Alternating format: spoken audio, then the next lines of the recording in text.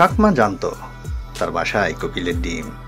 সে চুপিসারে কোকিলের মাকে তার বাসা থেকে বেরোতে দেখেছিল।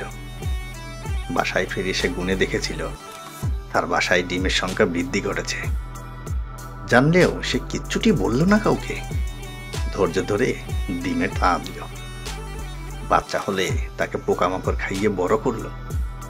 সে জানতো এই অবোধ শিশু একদিন ভিন্ন স্বরে গেয়ে উঠবে গান, আলাদা করে নিবে নিজেকে। সবই জানতো কাকমা, কিন্তু বুঝতে দিল না কাউকে। সবাই ভাবলো তার মতো বোকা আর কেউ হয় না।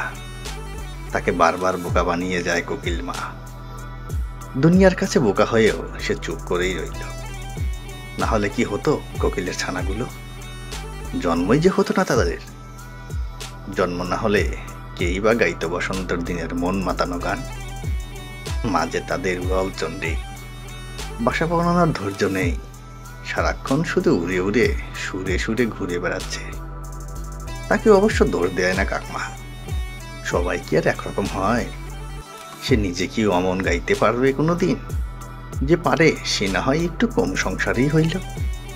তার ছানাদের বড়া করে দিতে কোনো আপত্তি নেই কাকমায়ের। এক একজন এক এক ধারার বলেই না এত রং, এত রূপ, এত সুর এই জগৎটায়।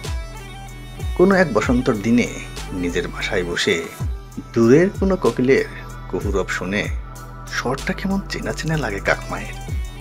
খুশিতে তৃপ্তির চোখ বুজে আসে। মনে মনে কত যে আশীর্বাদ সে করে তাদের।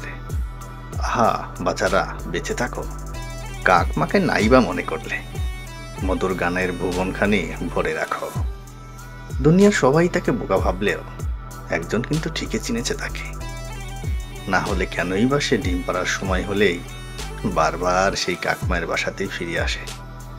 কাকমা আর কোকিল মায়ের এই অদ্ভুত সম্পর্কের রসায়ন ভালোবাসা।